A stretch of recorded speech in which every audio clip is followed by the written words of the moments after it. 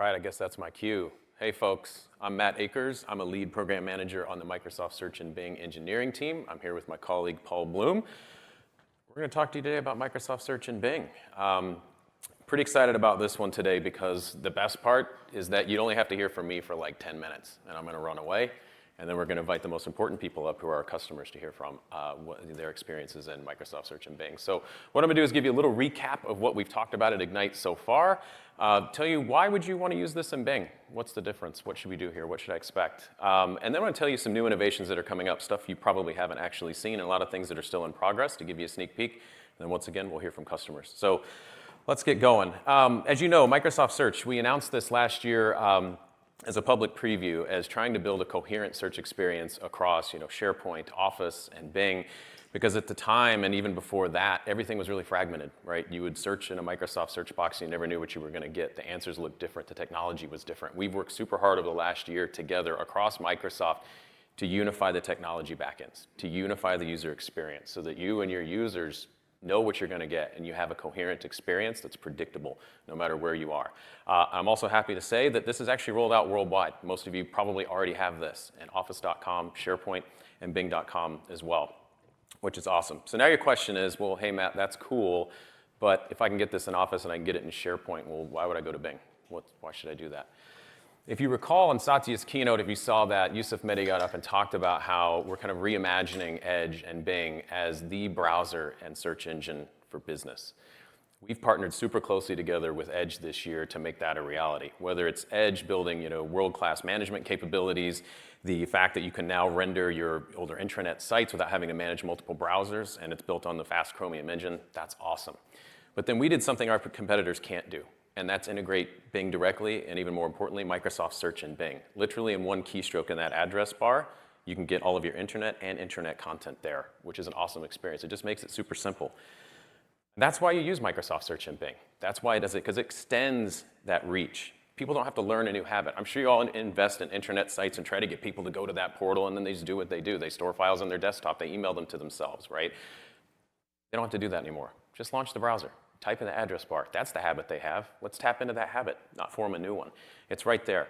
Not to mention that, but it delivers work and web at the same time, and that's something we've really believed in since the beginning, is that why not present that intranet content when it's relevant? Why not show you those web results so you can get the best of both worlds? So if I type in vacation, I can get the place to enter in my vacation on our corporate website, and I can also book the vacation I want through the sites below, right? It's those kind of scenarios where you don't have to context switch. You don't have to think about it. It's just there, right? We really believe that that's something that's going to transform the way people work, and we're already starting to see that, and you'll hear from customers about how that has indeed done just that.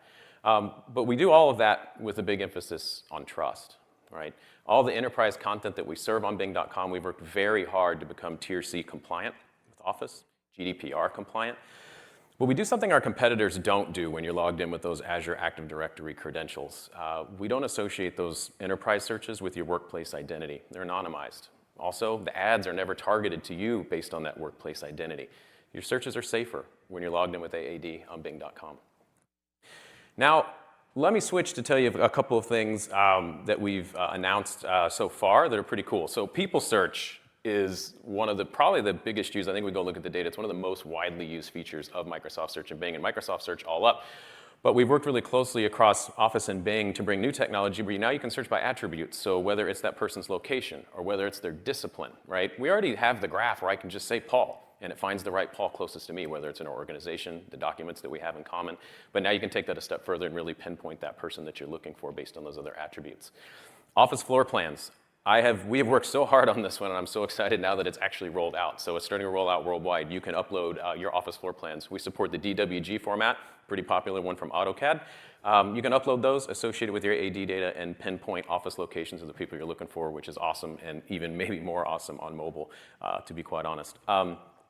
One other thing, acronyms. Literally, it's kind of embarrassing how many we have at Microsoft, honestly, and if you're a new person, good luck when you go to your first meeting trying to figure out what people are talking about.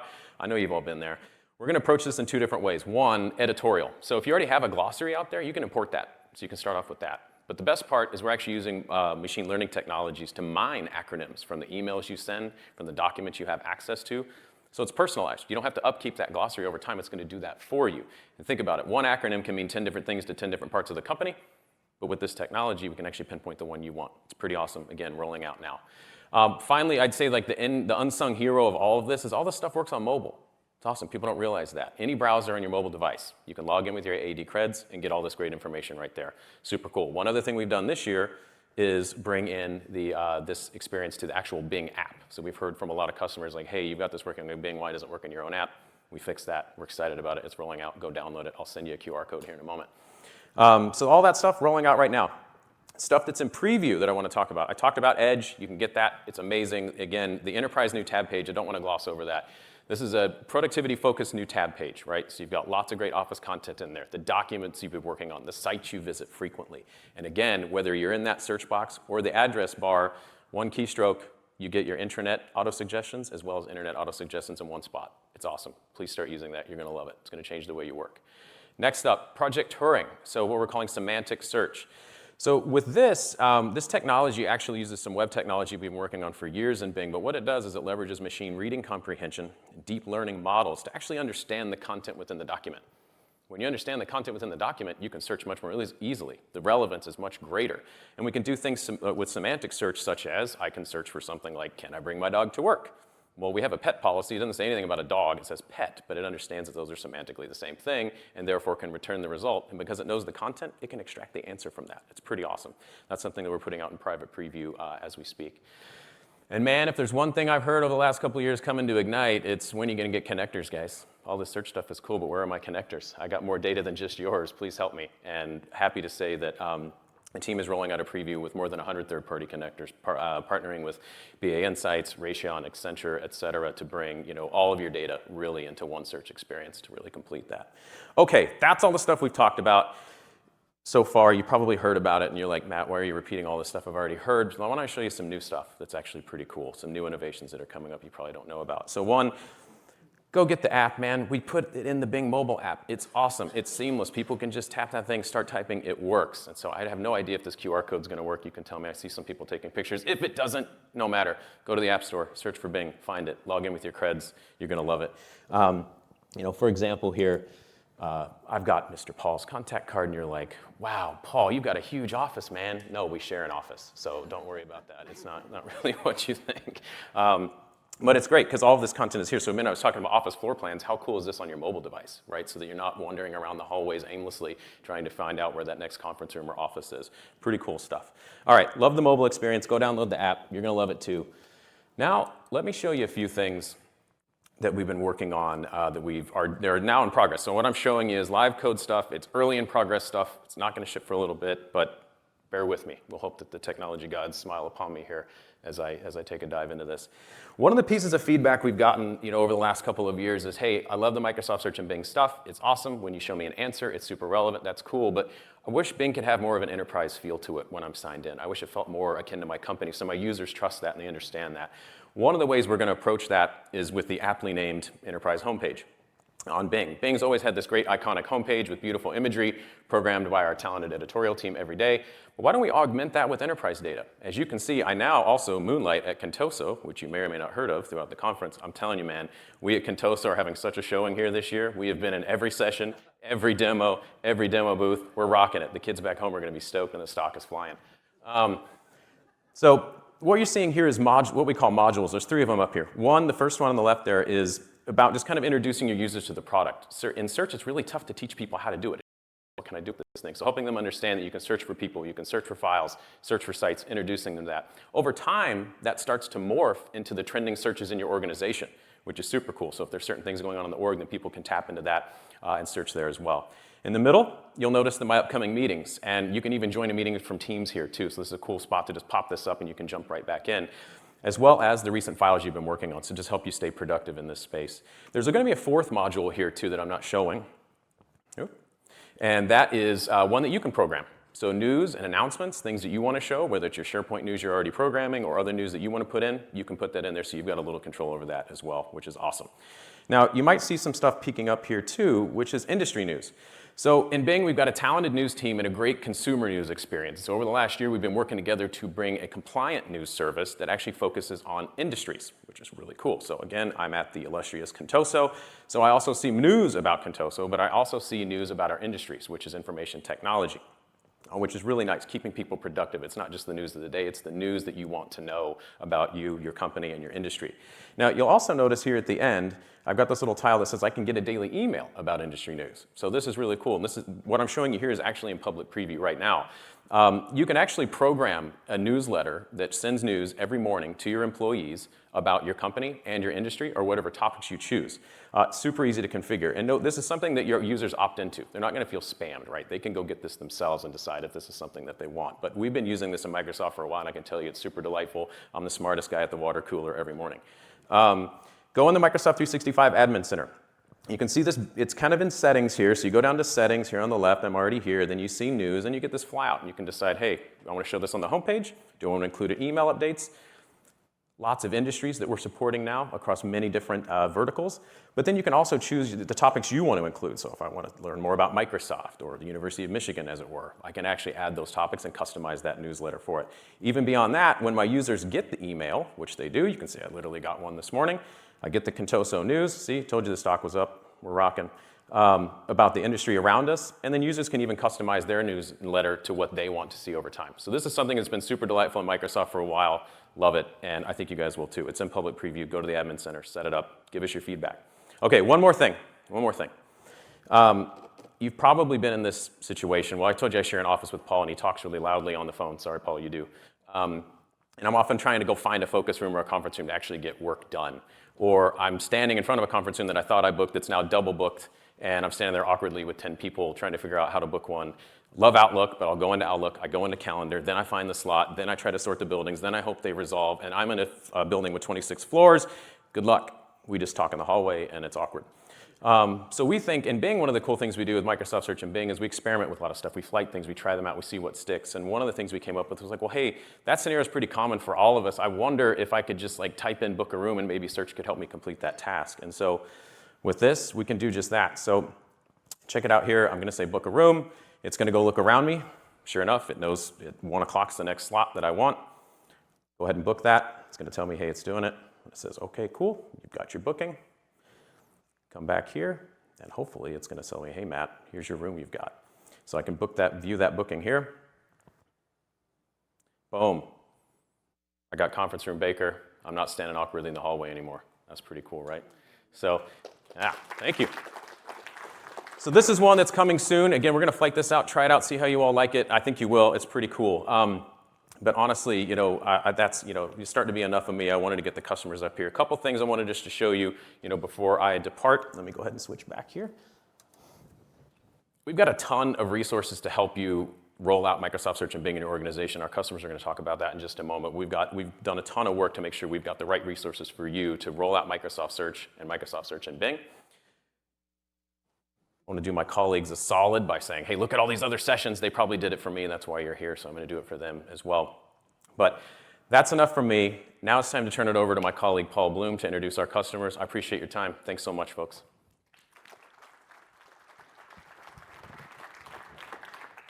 Thank you, Matt. Hey, everyone. Thanks for being here. My name is Paul Bloom, as Matt mentioned.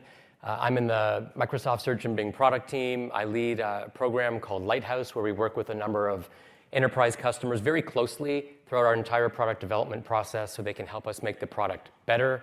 I'm going to go to the next slide here, and I think there is, a little information. If you're interested in filling out a nomination form, you can go to this URL and enter some information, and we will get back to you if it looks like there could be a fit. But what we're really here to do is hear our customers talk. So what I'd like to do is invite up Suzanne George, Matt Varney, Eric Davis, and Johnny Lopez. Please come up, and we're going to have a conversation about Microsoft Search and Bing.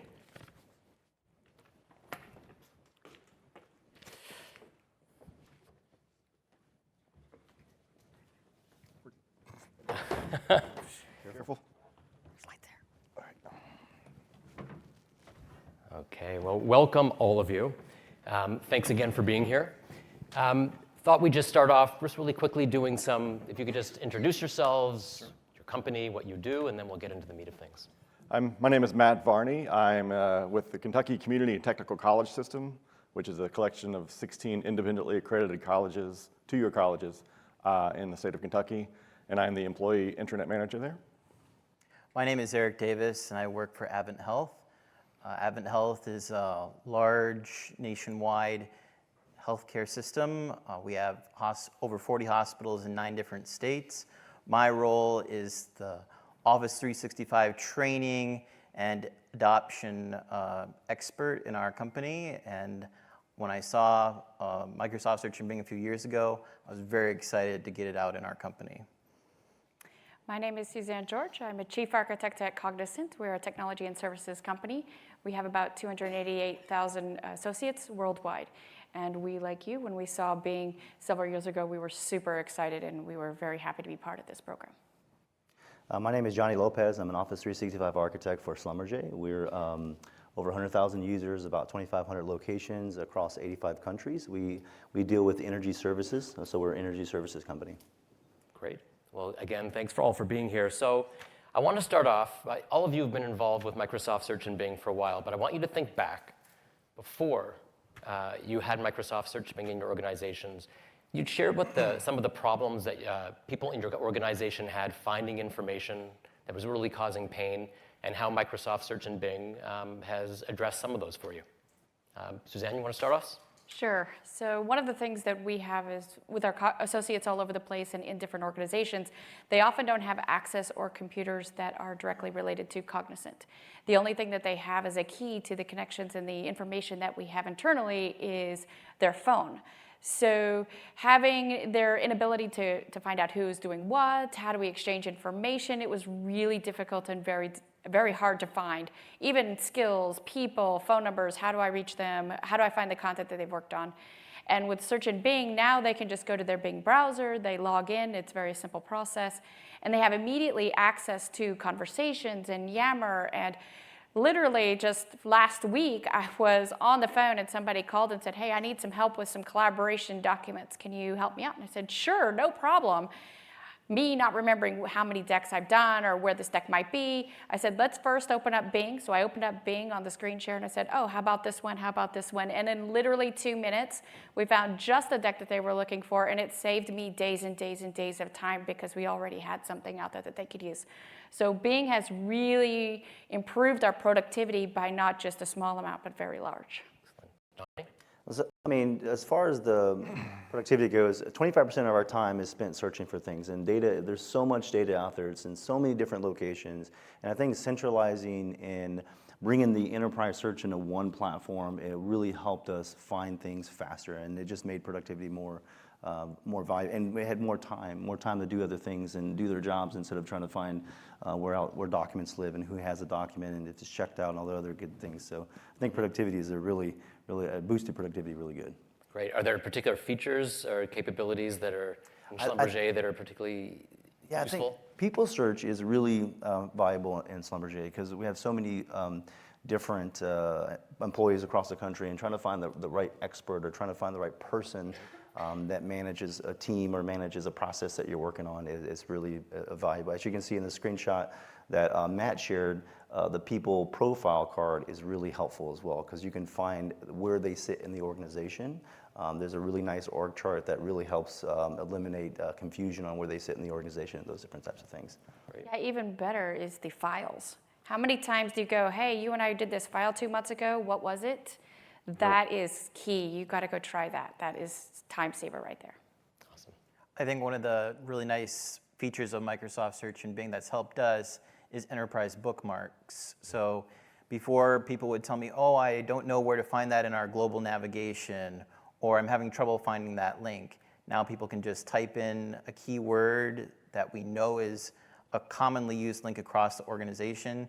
They type in that keyword, the first result they see is our enterprise bookmark. So it really makes it faster for our employees to get to what they need fast. Excellent. And Matt? For us, I think there are 2 things that come to mind. One is locations. I mentioned we have 16 colleges, about 72 actual campuses across the state, and many of our students take classes at more than one location. And so previously what the students had to do was to go to the web, native web, and search for that college. It would bring back the college homepage. On that homepage may be the actual location of all the campuses, either as a on-page content or like a separate PDF document or something, But that experience was not the same amongst all the colleges, and so they had to relearn that for the other colleges they go to. With Microsoft Search and Bing, the way that the locations are surfaced, it's very easy to take actionable actions off those links, those results, because it's a wayfinding map presented in the search results right there. So that was huge for us.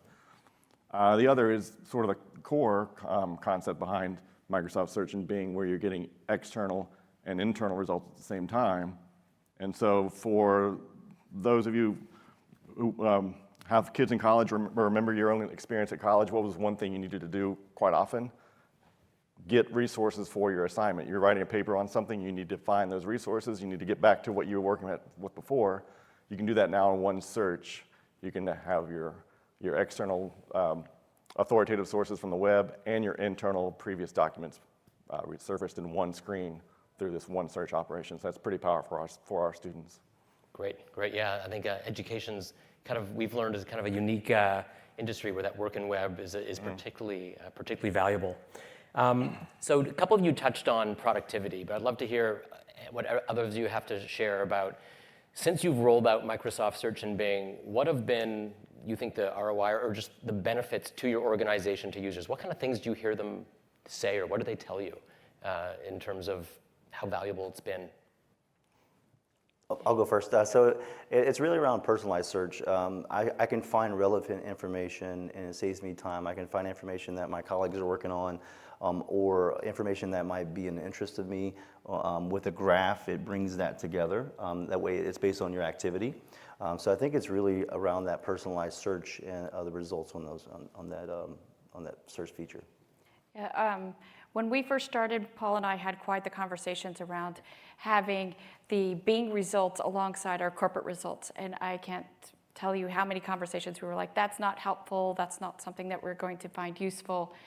But once you start using it, that feature of just having corporate results with your internet results is so powerful, because especially when we're doing consulting, we have conversations with customers, and one of the things that we want to be able to do is to, what have we done with the customer, but what is important to the customer? And bringing those two things together to make sure that we have a really good conversation with that executive or that admin or whoever it is that we're talking with, that is shown extremely powerful. And it saves us a ton of time, because we don't have to go to the intranet and try to find it. We don't have to go to our SharePoint site and try to find it. And then we don't have to go to the intranet and try to find content. It's all in one place. So that is a huge time saver. Yes, same for us with Advent Health. Time is one of the most precious things each worker has. And especially for our care providers and nurses, they need to find what they need super fast. So being able to just have one place to search and find everything you need in one place is tremendously valuable. And also being able to quickly find those enterprise bookmarks, as well as conversations from Teams and Yammer, has been very helpful for us. I could echo each one of these previous answers as well. At KCTCS, I think one of the things that's sort of different from us too is that we have some very curious folks in education, and when they see the experience of getting the internal and external results at the same time, and the internal ones are security trimmed and personalized to them, at first they're worried that that's exposed to the world, but it's not, and they understand that, and they start getting a greater understanding of the underlying sort of capabilities of what this all can provide moving forward. I think it's kind of interesting to see that reaction from some of our folks. Great, yeah. It is a little bit different when users start seeing that for the first time, and then they get accustomed to it, and that's great to hear. So I want to switch gears a bit, and we've been talking about the benefits to end users. I'd like you to talk about your experience from an IT standpoint. A lot of the folks here are obviously in IT, and if you could talk through your experience, getting the product ready, deployment, what that was like, some of the lessons you may have learned along the way in terms of advice for others who are looking to go down this journey with Microsoft Search and Microsoft Search and Bing. I'll throw it out to anyone who wants to start. I can start. I have to say that setting up Microsoft Search and Bing for us was really easy. My organization is more the business, if you will, and we were asking IT to help us facilitate turning this on. Literally, when they turned it on, things started appearing, things started showing up, and it was We had to have some conversations with our legal team, so that was something that we learned. But Microsoft has some really great information on the web that they shared the links with. And so we're providing that to our European friends for the German councils and all those things that we have to cover. And the compliance that Microsoft Search and Bing brings has been very important for us. So technology-wise, it's flipped a switch. You may have to have some conversations around it, but it was very easy for us. Great. I'll go. Oh, go ahead. Yeah. Go ahead. So we did have a few bumps in the road, but it was very easy to get it up and running. One of the things we had to do, though, from an IT perspective, was we had a number of users that had a shared with everyone folder in their OneDrive. And so we had to correct that issue for those who had been using OneDrive for a long time and kind of trim it so that just those files were only viewable by them and make those private so they didn't show up for everyone. But in terms of getting all the effort of getting the different files and conversations showing up, it was very easy to get it up and running. Again, I can echo both of those statements, especially the shared with everyone folder. That's an eye-opener too. Again, it's another sort of key into how sort of this underlying mechanism works for everyone. And so once we're able to sort of correct that and limit that, people's comfort level got higher. But also, in terms of like adoption and communication about the service, it was easy to turn on, but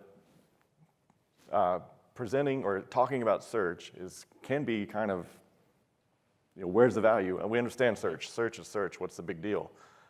So being able to deliver that elevator speech or those key points quickly to the key audiences as you're presenting is key. As a lesson learned we had.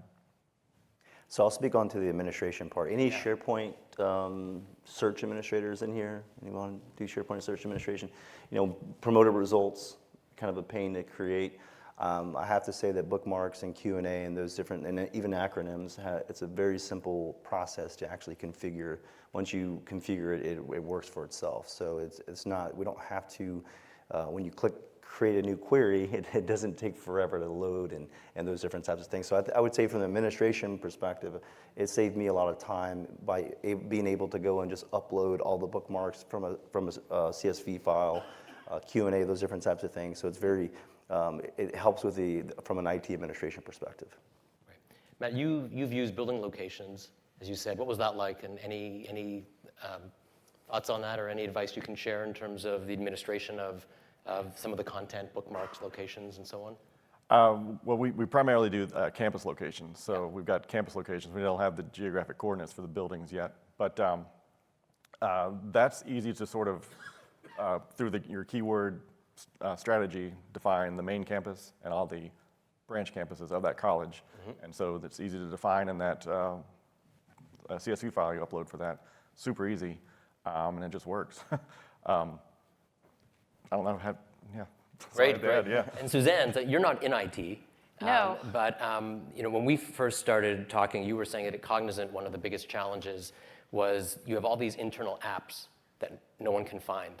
Right. And what's been your experience getting, I know you've become an administrator, so as a non-IT person, maybe you could share a little bit about your experience getting information into the system.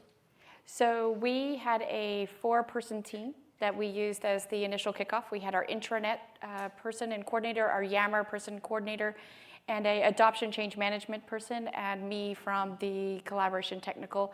And then we did have an IT admin kind of help and support us when we needed things to be turned on. The one thing that was really awesome, and just like you were saying, loading up the CSVs, we have over 300 bookmarks. Within the first 2 months, we had about 40,000 users worldwide using the application. And we didn't even send the first email. We didn't tell anybody. We just posted out on Yammer, hey, look, this Bing thing, go try it out. And the responses we're getting are from executives all the way down to the admins. Wow, I can find that elusive thing that I could never find before. And so the administration is just really straightforward. Even our intranet people are able to do what they need to do with the bookmarks, and I'm able to help out with the FAQs, and linking it all up is just really straightforward. Great. So you mentioned adoption a little bit, and I know this is, with any technology, adoption can be a challenge. And I'm sure everyone would love to hear, what you've done, what you found has worked, maybe some areas you've gone that haven't worked, and just, and what you're thinking going forward in terms of spreading the word and getting more people to use the product. So for Yammer, since we had a Yammer person and we had an adoption change management person on our team, one of the things that we did was we sent out a survey to ask people for acronyms, which is how we built our initial list besides the ones that we had gotten from the intranet. And then our internal systems that we use for applications and intranets and those sorts of things, we actually asked the IT to pull a CSV export of all the links and all of the names and all the descriptions, and then we loaded all that in. And literally, since none of us are really in IT, and this is our spare time project, we're able to load those really fast. So if the admin tool was complicated or hard, it would have been a barrier, but since it's really straightforward, it really helps. And having an adoption person who can help build those Yammers and those emails and the Be Cognizant internal intranet team, being there, we're actually starting to explore how do we put search on our intranet homepage so that it's right there front and center, because the people search is so powerful.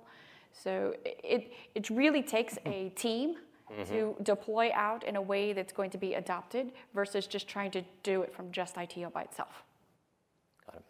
Johnny? So our approach on adoption, we wanted to be able to give the users the capability of having Bing as their default search engine on all of their browsers. So what we did is we enabled and we pushed out and we changed everyone's default search experience to Microsoft Search and Bing to help with adoption and drive that as well. So that was very successful for us to a way that it upped our usage, and anytime anyone typed anything in the command bar, we captured that. So we're able to capture those expressions of who's searching for what. And get some metrics around that, so we can improve. We did a survey a year ago and one of the biggest things with search is I can't find anything, or I don't know how to use it. Is it Boolean, or what type of language do I need to learn to actually search? I think that's what helps drive our adoption, is changing that default search engine. Yeah, and can you talk a bit about the reason why you decided to go ahead and do that, and because people have their browsers and they have their search engines, and what was the thinking behind why to go ahead and switch the search engines in all the browsers? It's a long-term strategy for us. We want to really get to, we have a classic SharePoint intranet, and that's what we use for most of our intranet search. But in order to prepare for the new features and modern experience, we want to actually start using, for users to start using the modern experience as much as possible. So I think giving them the tools that they could use to find things and to just access from anywhere, any device, I think that's one of the nicest things that and one of the reasons why we wanted to do it, not just because we're IT, Right. but it was really just to empower the business and give them more capabilities. Great. One of our service standards at Advent Health is make it easy. Yeah. So being able to have that same experience that you have when you're searching at home and just type in the address bar and it works at work, that's a really powerful value for our employees. And you're taking the same approach, I understand, that in terms of you're setting your plan to set Yeah, defaults so we're across going to all. make it we are in the process of making it the default for all our browsers. And is the reason for that because of it's aligned with this make it easy, so it's a similar make it experience easy everywhere? and also keep me safe, because Microsoft Search isn't sharing your search history and data with third parties. For us, we often don't have the luxury of being so top-down heavy on some of those configuration settings, but we do are focused on a college at a time, trying to build champions there and understanding who the people we need to talk to at that college are, building consensus, and then through sort of that consensus, letting the default emerge, our preferred default emerge, and then we can set that at that point through the local control. So it's a little bit backdoor approach, but going to the people route first. Yeah. Excellent. So I want to go up a level now and talk. So Microsoft Search and Bing is part of the broader Microsoft Search offering, which we've announced last year.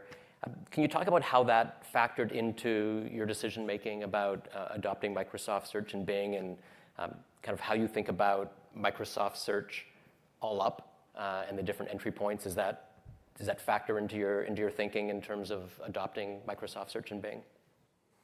Yes, for us, it's really nice to be able to put those enterprise bookmarks or enterprise Q&As in once, and then they appear in the modern SharePoint search results. They appear in office.com.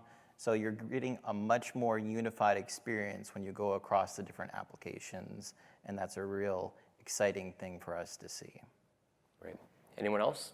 We're an early adopter. We're a bleeding edge company, so we love technology, and we have lots of engineers that love technology. So if we don't give them a technology that they can use every day, they go and get their own. So with that said, Microsoft Search, just like Eric was mentioning, it's across all the Office applications. So it's really becoming more of that seamless. I can search from any Microsoft application and get the same results. We're looking at it from two-phased approach. Yeah. One is our customers are using the Microsoft platform, and we need to understand it and really adopt it internally first so that we can give better products and services to our customers. But two, the power of the capabilities that are now coming out, like the connectors and some of the features that you were showcasing today, are really going to not only improve our productivity and get a better quality product out to our customers, but to our people and give them that feeling of, hey, I can go to one place. I don't have to go to 3 different places to find something. It's going to be super easy. I can find a person. I can find a thing. I can find things that we might rally around. So having a platform that's based on the Microsoft product stack is very important. Suzanne, you have a kind of interesting perspective because of the 4 people up here, you're not in IT. And so you talk to customers every day. And you and I have talked a bit about some of the challenges they face in finding information. And I think it'd be interesting to have people hear your perspective of what you hear from customers in terms of the pain points around search and how you think Microsoft Search and Bing might help not just your organization, but other organizations. So the absolute biggest thing that we hear from all of our customers is we can't find anything. We can't put authoritative content in and make sure that it comes up first. We can't connect to other foreign systems and services without a whole lot of extra code and development time and expense. So what is a platform that I can use to go facilitate intranet content, which is authoritative, and collaboration content, which may be not authoritative? Hey, I have this, but I'm the expert on this one specific topic. How do I go find those things, find those people? Because collaboration is no longer people trying to find people. It's now people trying to find data, and data trying to find data, and people trying to find people. It's this whole big mesh. Mm-hmm. And the nice thing that being in Microsoft Search for Bing brings is the ability to say, you have all of these different workloads, all of this different information. Let me bring it to you in one unified way. And that's what I think the big message is that we're hoping to start evangelizing to the customers now that we're launching all of these great features and functionalities is there is a way. Let us show you how to get there. Right. Great. So Matt talked a little bit about some of the newer features that are coming. And I'd love to hear your thoughts on which of those are most exciting to you and why. Connectors. For us, a lot of our data lives living in other systems. For instance, our ERP, which runs our HR, finance, and student information systems. And probably even more interestingly for us as our learning management system, all of our classes that we teach, hundreds of, if not thousands, a semester, have course content, course information in Blackboard learning management system in course shells that is separate. And so if we can bring those results and that information into the search experience for our students, that's going to be a huge win. And now with the announcement of not only the existing 100 connectors, but the APIs that are more open and more available now, I think we are definitely on the path to make that happen. So we're really excited about that. Great. I think for us, we're really excited to see the potential and start using the project Turing and the semantic search. For a nurse, being able to type in, how do I do this particular procedure? What is the policy on this? Be able to find the actual policy and see how you do it, I think is a very powerful use case for us. And also a lot of the other things of just the integration to Edge, I think is very exciting for the future. Great. Suzanne? We're mobile. right? Again, all of our users, their primary access to content and information inside our world is through their mobile device. So now that that's launched, we're actually going to try to encourage all of our associates to download it, log in. Now they have that one-touch access to content. And when you say that's launched, you're referring to the Bing app The Bing and app, that's Microsoft correct. Launcher on Android? Yes. Yeah. And Johnny? Well, all of them, right? So we're, like I said, we're a very fast-paced technology company. So I mean, our energy services company. So the connectors will help us tremendously because not only we have knowledge management systems that we want to connect to, but also external systems as well, or sites that we use in the cloud that we might possibly want to bring in some information for users to search. So there's, I think, connectors. Turing is good. There's a lot of good things that are coming out, and we will be interested in, because we're doing a lot of natural language processing as well, so I think that the Turing will help us a lot with that. Will slow us down from going in a path that we don't need to go in if it's coming natively. Right, right. So I think we're going to end with one last question, and it's if you could give one piece of advice to your colleagues out here who are about to go down this path, what would that one piece of advice be to them to make this as successful as possible? I would say turn it on. Do it. Turn it on. Yeah, turn it on today. You're not going to have a bad experience. There is a lot of questions. I think the security piece of it is going to be one of the biggest ones. Is just like with Delve. You know, Delve. Everyone thinks, oh, everyone can see my Delve. You know, all my documents. It's not the case with this. It's Tier C, GDPR compliant. So we've had that issue. We're a global company, so we operate in those regions as well. Turn it on, it's secure. If you have any questions, feel free. You can follow me on Twitter. I tweet a lot of stuff about Microsoft Search. I do sessions on that too as well. And it's just turn it on, use it for yourself, and then start telling people about it. And that's the biggest thing. Yeah. And I should clarify, so when you started using the product, you did have to turn it on. Now it's actually on for everyone. We're in GA, it's available worldwide. So now it's a matter of just start using it, really. Yeah. Download the app, right? Download the app, yes. Suzanne? I would say the same thing, exactly. Download the app and try it. I did it with my colleagues last night. I had them all download it and use the app, and they're like, whoa, look, I can see all this stuff. And I'm like, yes, just use it. So that would be my challenge for everyone who leaves this session, download the app. I would say partner with your corporate communications and information security team just so that they are aware of the capabilities of the tool and how it can help them find the information that they need in a safe way. Also, take the navigation probably from your intranet, those highly used links, put them into the CSV file, upload them. People will really start benefit from that ease of use of finding the important links that they need. And you might get a lot fewer phone calls asking how to find that stuff. Exactly. Yeah. What they said. What they said. Plus, when you start, you don't have to boil the ocean all at once. You can build this pretty organically and easily at your own pace, focus on your wins, build successes. It'll work. Great. Well, I think we are out of time, so I just want to say thank you again for all of you for all your work with us, and also for being here and sharing your experiences with your colleagues out here. And we can stick around for a few minutes after if people want to ask any questions, but thanks everyone for coming.